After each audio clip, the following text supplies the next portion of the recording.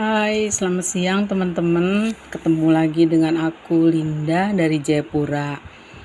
Pada edisi Valentine hari ini saya mau berbagi buat teman-teman untuk tetap semangat, menikmati hidup, tetap happy, menikmati berkat yang Tuhan berikan.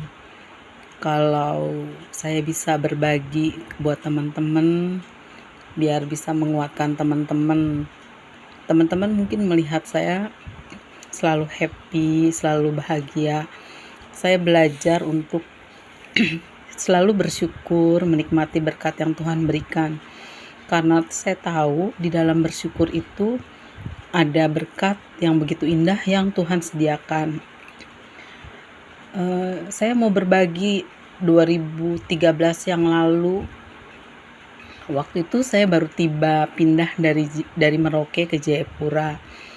Nah, di 2013 inilah awal dari kehancuran, keterpurukan kami sekeluarga, di mana kami terkena musibah besar.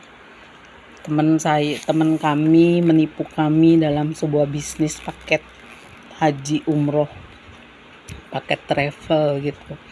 Sesuatu yang di luar dugaan kami. Begitu besar uang yang dia tipu kepada kami, hampir 1,450 miliar ya teman-teman, bukan juta, bukan ratusan juta.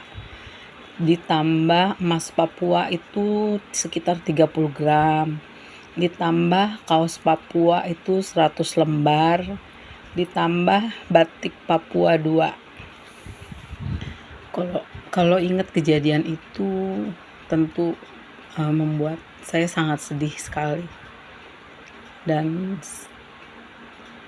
pertama saya memang stres, depresi menghadapi itu semua, karena saat itu saya lagi di Bandara Udara Jakarta menuju Bandung untuk mau ambil visa. Ternyata HP-nya dia tuh nggak aktif, si Deborah Sinta Dewi itu dia nggak aktif. Terus saya pokoknya hanya pengen sampai ke Bandung malam hari itu. Terus saya berusaha berdoa, menenangkan diri, dan saya hanya mengandalkan Tuhan. Dan saya berharap Tuhan pasti menolong saya. Sedih kalau ingat kejadian itu, sangat sedih, karena betul-betul ini membuat kami hancur dan membuat kami terpuruk. Saya langsung urusan ke polisi buat laporan, dan saya langsung hubungi om saya yang waktu itu Kapolsek Sumedang. Dia tolong saya, kemudian buat laporan. Saya waktu itu diperiksa di kantor Polsek Bandung itu sekitar 14 jam. Kemudian lanjut saya laporan ke pemblokiran rekening bank dia, yang ternyata uangnya udah nggak ada. Kemudian saya sedih, saya menangis terus. Dan anakku waktu itu mau kuliah di Bandung, tapi bimbingan tes dulu karena dia nggak lolos tahap pertama. Nah, kemudian anakku tuh hanya bilang begini, "Ma, jangan menangis, ada Tuhan Yesus." Rasanya seperti tersiram air dingin seluruh tubuh saya. Saya dengar ucapan anak saya. Kemudian anak saya bilang, "Mama tenang, karena Papa nanti pasti tolong." Dan kebetulan waktu itu suami saya masih di Jayapura. Dan suami saya waktu itu ada jabatan kepala bank swasta di Jayapura. Jadi saya juga bingung ini harus bagaimana. Kemudian saya tanggal 18 Julinya harus berangkat ke sini, ke Jayapura untuk pulang. Kemudian suami saya juga udah atur bagaimana, udah ketemu pengacara ini teman baiknya suami saya. Dia baik sekali dan dia menolong saya untuk proses penggantian ke orang-orang, untuk negosiasi dengan orang-orang, harap bersabar karena saya harus mengembalikan uang orang-orang itu 950-an juta lebih Yang 450 juta itu uang saya, uang tabungan saya untuk persiapan anak saya kuliah rencananya.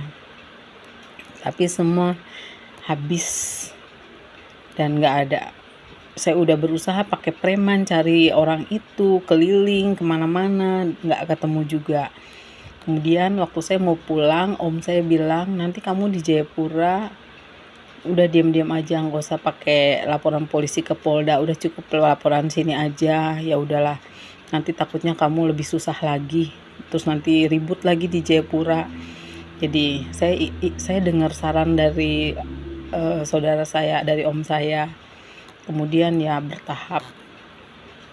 Di dalam kesusahan itu kami susah, kami mengalami tekanan, kami harus membayar ke orang-orang, kami harus selama hampir 6 tahun itu suami saya gajinya tuh dipotong untuk bayar cicilan. Terus saya susah, harus bayar SPP anak saya, makan semua sangat susah. Dan saya belajar mengandalkan Tuhan, dan saya belajar mencari wajah Tuhan. Kemudian saya mulai usaha, mulai kerja, bikin kafe, mulai saya kurangi aktivitas saya dengan ketemu teman-teman. Saya tidak ikut kegiatan apapun, arisan-arisan apapun, saya tidak ikut semuanya. Untuk supaya suasana saya fokus menyelesaikan ini. Dan saya percaya Tuhan punya rencana, Tuhan itu baik, Tuhan menyediakan segala yang aku perlu.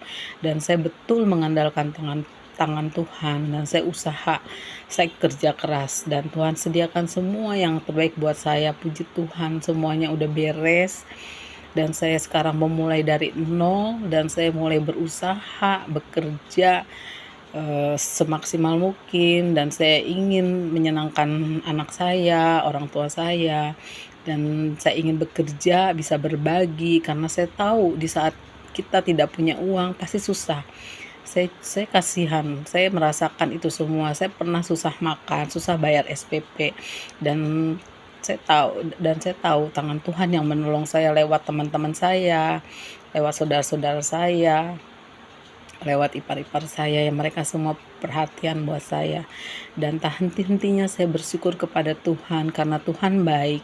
Tuhan selalu menghibur hati saya, Tuhan selalu melindungi saya, Tuhan selalu menjaga saya.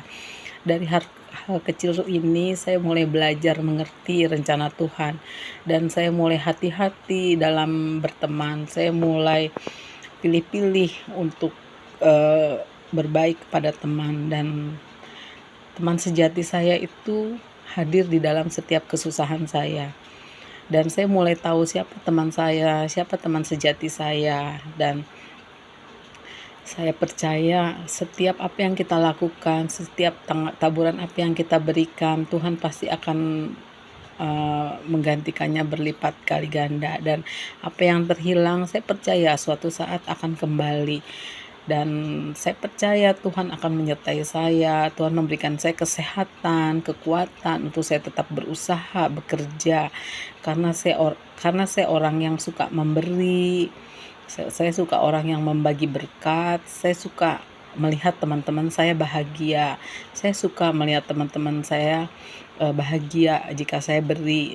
Saya tidak pernah mau mengandalkan apa-apa dari apa yang sudah saya berikan.